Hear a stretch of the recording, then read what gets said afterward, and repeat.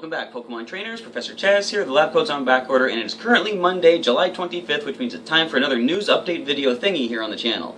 Now, as always, I'll start off by mentioning I do have a booster pack of Pokemon TCG to open up today. It's going to be Phantom Forces, and the online code card, as always, is going to go to a lucky viewer who participates in the question of the day, which I'll give you towards the end of the video as I open this up.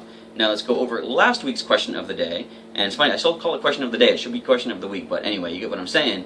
And the question of the day was, what is your favorite Pokemon Go story so far? Or for those of you that didn't have one, what do you hope to experience from Pokemon Go when you get it? So the winner of the Furious Fist code card from last week is a viewer by the name of Unknown Spike, and I will fully admit, I'm not quite sure where this comes from, but Unknown Spike says, my favorite Pokemon Go story is when a man was stabbed because he said, "Do you want to play a game?" I don't know if somebody's getting Pokemon Go confused with the Saw movies. I really don't understand what this is, but anyway, that is an interesting story to say the least. And the winner, of course, was Unknown Spike for the Furious Fist code card. So you have a chance to win the Phantom Forces code card when I open this later on. I'll give you the question of the week then. Question of the day. I already called it question of the week. I messed up. Anyway, so just a general update for the channel here.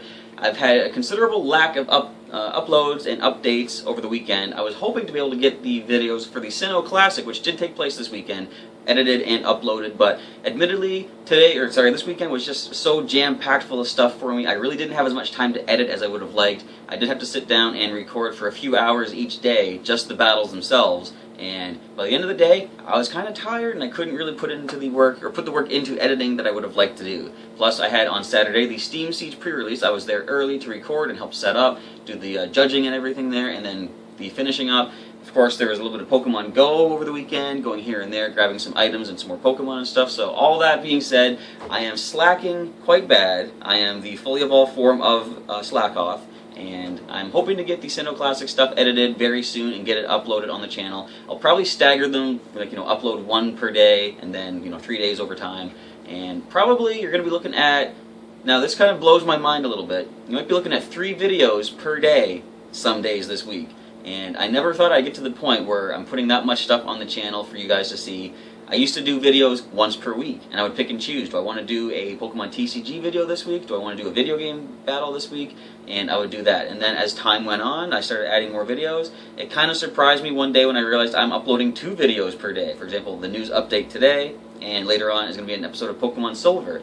Now I'm talking about 3 videos in a day. So this is sort of a special condition sort of a thing where I didn't get the Sinnoh Classic updated when I wanted to. So we're not going to often see 3 videos per day, at least at this point in the channel's growth. But as we get bigger, who knows? Maybe I'll be able to supply content for 3 videos each day.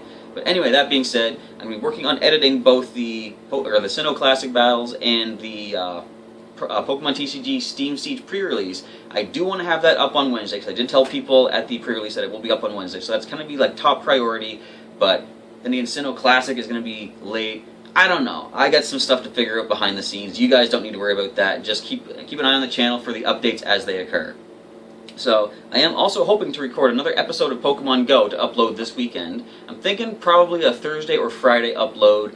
I should be able to record a good amount of footage on Wednesday, and I have some ideas in mind for what I want to record. I'll say in the video itself, but I'll just mention right here too, until we get more updates in the game, there's really not much new stuff I can show off. Like I can show you maybe a gym battle if I win it, I can show you some rare encounters, but I might consider something I've been wanting to do for a little while, but I wasn't sure when's the time to do it. Maybe doing some vlog-style videos combined with Pokemon Go. Just basically going around town, catching Pokemon, and talking about maybe my daily life or whatever. Downside of that, I think I'm kind of boring in my daily life, but I don't know. I've got some things I can talk about for at least this episode, and we'll see as things roll on in the future episodes of Pokemon Go, if I can continue the content of my vlog-style stuff at that point. Anyway, that being said, a couple things to mention for Pokemon Shuffle for this week. Up until next Tuesday, which is August 2nd, there are 2 special stages currently available. One is Rhyperior, standard encounter. You encounter Rhyperior, you can battle it, try to capture it for your collection. You can also do the same for Palkia as well, the legendary space creature of Sinnoh. Now the nice thing about Palkia, after you defeat it and capture it, you have a chance to battle it again, and if you defeat it, it might drop a Palkia Skill Booster, which you can then use in future battles in Pokemon Shuffle. Now, there's some big mentions to make in the world of the video game. Most notably, I want to start off with the Pokemon Global Link is going to be undergoing some changes relatively soon.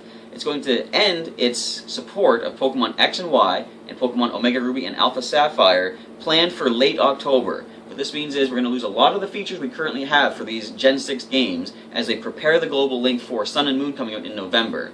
Now, you're still going to have access to, well, first of all, there's a link in the description. Click that and you'll get all the details that you need to find out about the change of the global link.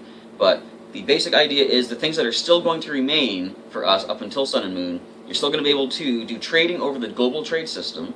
You're still going to be able to do wonder trading, and free battles in the battle spot are going to be available. Raiding battles are connected to the global link, so we can't do the raiding battles, but the free battles will still be open for some fun games, and you can still get mystery gifts from your, or through your games through the global link. So those 4 things are not changing. There might be other things that aren't currently changing as well, so just check that link for full details. But we are losing some functionality up until Sun and Moon come out.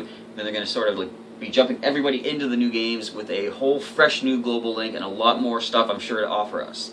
So a nice little thing is, starting at the end of the maintenance tomorrow, which is Tuesday, July 26th, a special thanks campaign is starting up on the global link. This must be a thanks to all of us for supporting the global link ever since it came out in, I think it was 2013, they said, and it's just giving us some nice kind of a throwback to us as all, thanks for all our support.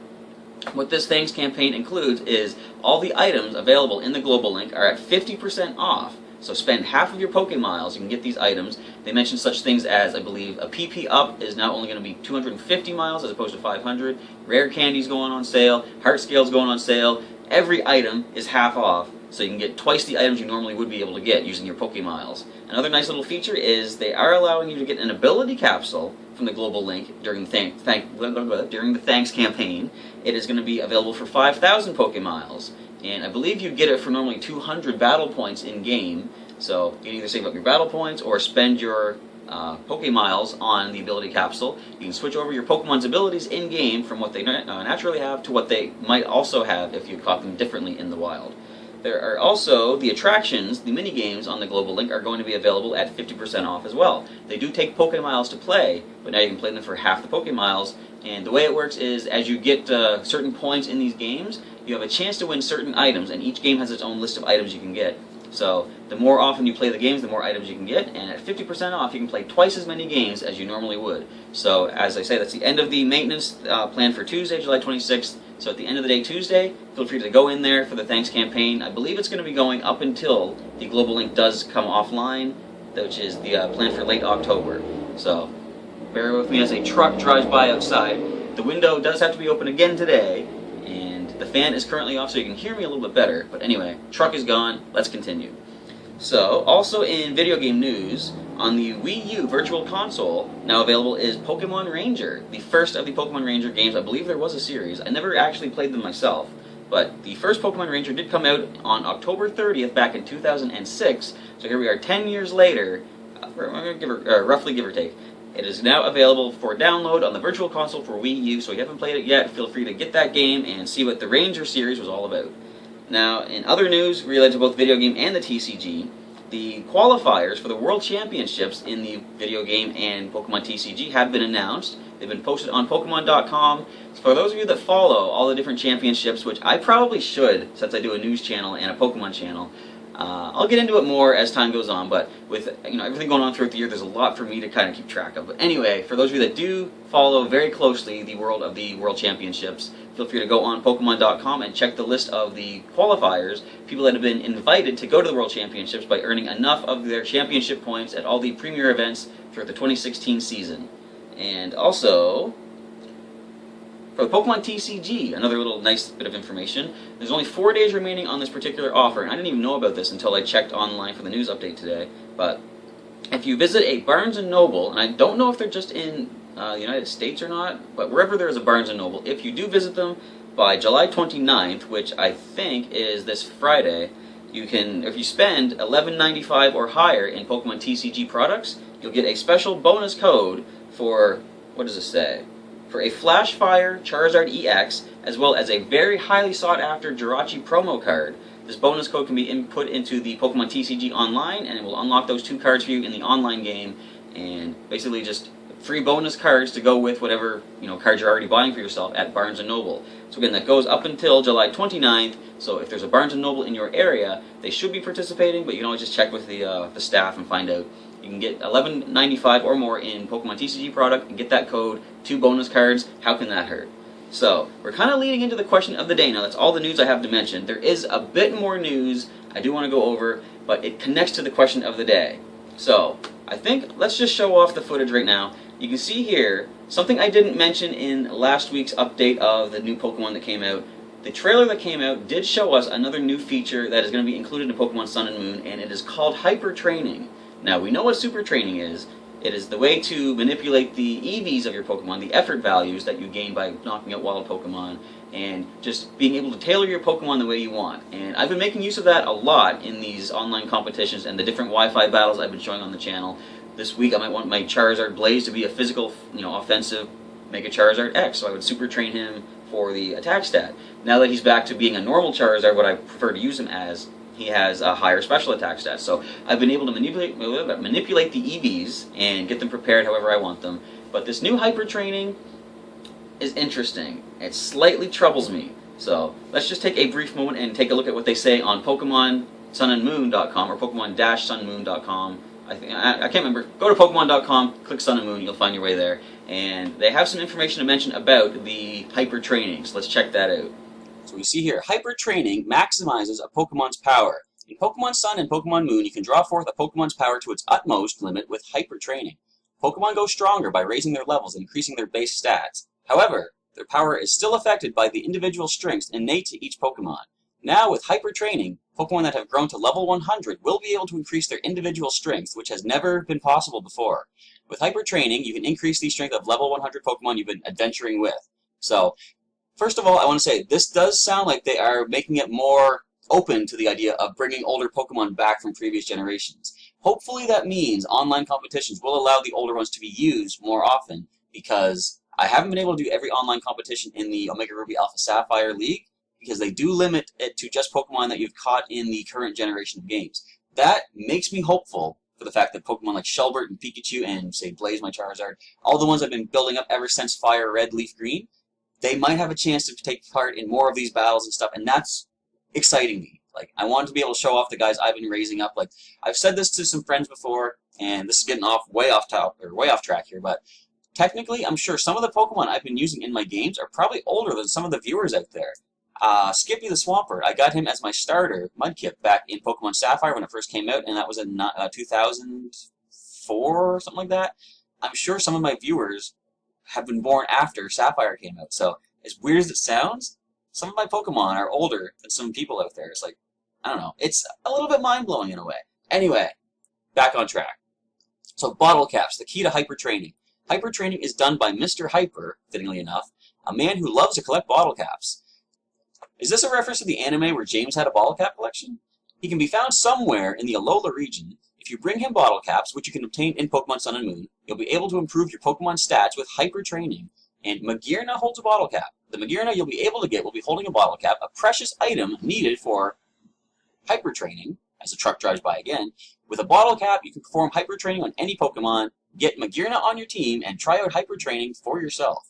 So, this sounds interesting. Let's back it up and talk a little bit more. Now that all sounds great, right? Your level 100 Pokemon you've been training up over the years, you can now make them even stronger. Something concerns me about this, though. From the sounds of it, now this is just me sort of like throwing out, complete speculation, but as we know, or as some people know, most people out there I'm pretty sure would understand this, Pokemon gain EVs when they battle wild Pokemon or even, train Pokemon, but it is a slight boost to their base stat of what they have and makes it a little bit stronger. That's all well and good. That's what we've been doing with Super Training. But Pokemon, when they are first created within the game and either hatched from an egg, caught in the wild, or encountered in the wild first, you don't, not even necessarily catch it, but Pokemon are generated with what are called IVs, or individual values. I think that's what the IV stands for. And these range from 0 to 31. The higher it is, the higher that Pokemon's particular stat can get. So that's pretty good too. I'm going to use my Dratini as an example, who did at one point fall in Pokemon Silver, but that is a whole other playthrough thing to worry about. But anyway, So I found a website that does let you calculate what the IVs of a Pokemon are by just inputting their level, their nature, what their current stats are, and what the EVs are. I just to test it out, I would use the reset bag and the super training, set them back to neutral EVs, and just find out the stats there. So all that being said, Dratini has really low IVs in general, and I understand that. It just means he's not as good as he could be in battle because his stats are not as high as like a better Dratini with higher IVs would be. But that is what part, that is part of what makes him the Dratini that he is and his character. And this is going to be probably sounding weird to some people out there because, Pokemon is a game. It's a video game based on data and computer calculations and all this stuff, and that's all it really comes down to is numbers. But what I like about Pokemon is how it sets itself apart from other games out there, at least in my eyes, as it is more than just numbers. And I've said this many times. A Pokemon can win if the numbers are not in its favor, but if you as the player play the game strategically and cleverly, you can overcome the simple numbers and calculations of this game. So that being said, the IVs of a Pokemon make them unique to who they are. For example, my Dratini. No, he doesn't have 31 in all of his IVs. He's not a perfect Dratini, if you will, but he's my Dratini. And he has the stats he has, and I like him for who he is, right? And despite the fact he is just data in a video game. So that being said, what I'm concerned about, the IV training, the hyper training, sounds like it might be a way to manipulate the IVs of a Pokemon. And I don't kind of like that idea, because, for example, let's say I was born with, a low speed stat or something. Maybe my body just doesn't have the genetics to be a fast runner, alright? Let's say something comes along that, yes, we can train you to have better genetics. It sounds like genetic manipulation if Pokemon were living creatures. Of course, they are just data, but I don't like the sound of this in a way, because if I was to increase Dratini's IVs to max, or even higher than what they are, he's no longer the Dratini that I caught in the Safari Zone back in Kanto. It is now a different Pokemon, and it just breaks it down to numbers, and it takes all the personality and character out of it, in my opinion. So, that being the case, I don't really like the idea, because let's say, for example, I don't hyper-train Dratini and leave him where he is. If the hyper-training does improve the IVs of Pokemon, if he ever goes up against another Dratini out there and people have hyper-trained it, he is already at a massive disadvantage, because he's not going to have the IVs that the other Pokemon trainers have trained their Pokemon to have. So, at that point, it makes me think, is there even a point for me to continue battling with my Pokemon anymore? Because if they're not perfect, how will they stand up?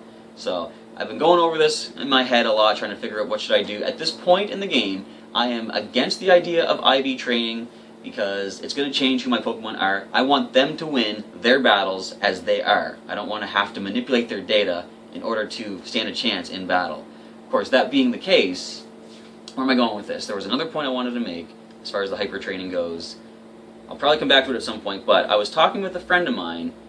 Shout out to Knack. I don't know if he watches the videos or not, but Knack, if you're watching, I want to say I was speaking with you. You opened my eyes to something. So, for example, let's say Dratini goes against a max IV Dratini. Yeah, he's at a disadvantage. That means he's likely not going to win. But, as Knack pointed out, I like to fight the underdog route, In Pokemon TCG, how often do you see me use Pokemon EX? Hardly ever, unless somebody wants to see it shown off in a video. I prefer the underrated Pokemon, non-EXs, put the clever strategies together that is going to let them win against let's say the Pokemon EX are as if they are IV trained Pokemon.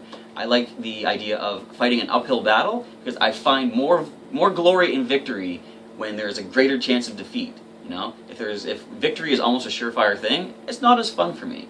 So that being the case, in a situation where my Dratini's up against a max IV Dratini, yes, he's at a disadvantage, even more so than he has been before, but if he wins, I'm going to feel that much better by having him win as he is, the stats he was, relatively, quote-unquote born with. But I think that's what I'm going to stick with. I don't think I'm going to go the IV training route. Now, that all being said, I could be jumping the gun. The hyper training might be something completely different. It might be just a way to increase, even higher EVs for your Pokemon. In the little video clip of the trailer, it did show that Pikachu's numbers did increase, but so did the blue, not bar exactly, but the blue glow of the super training. So it might just be it's increasing the cap of EVs for level 100 Pokemon. That would be interesting, and that I'd be okay with, because it is not manipulating the genetics of the Pokemon. It is simply, like, for example, if I don't have very good, strength and I'm lifting weights or something, I can keep lifting those weights, and it's considered like my EVs are increasing. Now, if I stop lifting weights for a while, the EVs might drop off, right? But I still have the option to lift those weights and build my own EVs up again for strength. So, that being the case, if IV manipulation is in the games, I don't like it because I'm not going to do it, and in a way, it reminds me of when Gen 5 came out. Now, I had a lot of problems with Gen 5, and we'll get to that as we get to that playthrough, but one thing I did not like about Gen 5 was that they made TMs multi-use. I was used to the older games where a TM was a one-use item. You had to very carefully choose which Pokemon got which attack from the TMs, and the fact that they made TMs multi-use in Gen 5, in a way, it felt to me like they were catering to the hackers of the community. People that will hack the game, give themselves maximum TMs, multi-use as much as they want. They can just hack more into the game. So I didn't like it initially. Gen 6 came along, they continued the multi-use TM thing. I was okay with it at that point because it had already been done. Now, if the hyper training does have IV manipulation in it, that again feels like it's catering to hackers who will hack their Pokemon at high or max IVs from the start, and that I'm not a fan of. I don't like hacking games, at least in the sense of if you're going to use them competitively. If you want to hack a game and play on your own for fun, that is fine. I got no problem with that. But the moment you hack a game and gain access to stuff that the general community out there cannot use and should not be using based on the constraints of the game itself that they're playing, that creates an unfair situation. You have an advantage that they do not have access to, and if you're going to be battling online with that, I'm not interested in that kind of an idea. But if the hyper training doesn't include IV manipulation, then that means the hacking aspect has not been catered to. If it's just another boost to EVs, I'm totally okay with that. We don't know exactly what's going to happen. I still got to collect my bottle caps because the games aren't out yet. But anyway, this has been sort of a bit of a rant of my part, talking about EVs and IVs and all these crazy stuff. And anyway, that all leads to the question of the day. So the question of the day is going to be, what is your opinion of IV training? If it does come into Sun and Moon, like, is it something that you're going to take part in? And if it's something that they're including, if regular players of the game are going to do it, don't think of me as looking down on doing that. Because if it's something that the game provides access to do within the confines and construct of the game itself, I'm okay with that. Personally, I will probably not be doing it because I like the idea of, just going back to Dratini, I like the idea of Dratini getting wins with his stats as he has them. But if other players out there are going to use something that's put into the game intentionally by the creators of the Pokemon franchise, then more power to you. Go right ahead. So feel free to leave a comment down below and include the hashtag QOTD in your comment, just answering the question, what is your opinion, how did I word it? What is your opinion of possible IV training in Pokemon Sun and Pokemon Moon? So the drawing for the code card will be done next Sunday, July 31st, as we now get ready to open up the Pokemon TCG pack of Phantom Forces, see what cards I get, and grab that code card to the side for you guys out there. Let's begin. And so with the nice backdrop of the Venusaur EX Red and Blue collection and the Shaman Mythical Pokemon collection back there, which I didn't mention yet, but if we do hit 800 subscribers on the channel before the next Mythical Pokemon collection comes out, I will be opening the Shaman on camera and giving out the code card to a viewer in a question of the day. And if we can hit 1,000 subscribers by the time, or before the time the next collection comes out of the Red and Blue collection, which is Pikachu, I'll be giving out the Venusaur EX code as well in an unboxing video, as well as I want to pick up another copy of this pack, or this collection, and mail that out in a physical mail out to a viewer for hitting the landmark 1,000 subscribers. So if you're not currently subscribed to the channel, feel free to do so, boost those numbers up, get closer to the point of giving these code cards out to you guys out there as thanks for your support on the channel. All that being said, we're now going to open up our Phantom Forces with a nice Diancie on the pack and see what cards I happen to get as we grab this code card and secret it off to the side until a lucky winner receives it next Sunday, or this Sunday. So here we go, code card to the side. Let us take a look now at what cards I have pulled out of this Phantom Forces. They do have the coveted Versus Seeker in this set, so that's going to be very useful, although it's not going to be standard, I believe. Oh, no, it is. Primal Clash or Roaring Skies, one of those has like a secret rare. Anyway, that being said, let's start with the common cards with a Helioptile. We have a Finneon, a Poochyena, Swaddle, and a Chansey. The uncommons begin with a Girafarig, We have Versus Seeker, very good. I hear these are pretty valuable and, you know, money-wise as well as gameplay-wise, so I'm happy with that. I don't care what else I get, but I want more stuff. We also have a Loudred. The reverse foil card is going to be a Bunnelby. And the rare card of the pack is a Venomoth, which I do like. Venomoth's cool. It's one of the first fully evolved Pokemon I caught in Pokemon Go, just coming home one night, and very cool. But I'm going to say I'm more interested in that Versus Seeker, with no offense to Venomoth. So that is the pack that I got. I just want to, you know, maybe just set this up back here. Alright, there's Versus Seeker. There you go. So, for your chance to win this code card on Sunday, July 31st, once again, just answer that question of the day and include hashtag QOTD in the question, or in the comment. Question is, what is your opinion of potential IV training in Pokemon Sun and Pokemon Moon? Are you going to do it yourself? Do you think it's okay to be doing it? What do you think about the whole, let's say, hacking aspect possibility of it? Anyway, who knows? Just leave your comment down below, whatever thoughts you want to get out there about possible IV training. And like I say, hashtag QOTD, going to the running for the code card being drawn for on Sunday, July 31st. With all that, I want to say thank you for checking out the Pokemon news update video thingy for the day, folks. And thanks for hanging in with me while I'm kind of backlogged on videos, but I'm hoping to speed through things this week. I have a lot more free time to get stuff edited and all that, so come on back later on today for Pokemon Silver, first episode of the week, episode 26 overall, and possibly tomorrow we'll have another, well, we're going to have an episode of Pokemon Silver, and possibly have the first of the Sinnoh Classic battles up. Anyway, and, well, actually, come on back on Wednesday, I will mention this. Wednesday is going to be the Steam Siege pre-release video footage coverage that I recorded this past Saturday. All that being said, I'm going to end off right now. Professor Chaz signing off. I'll catch you next time.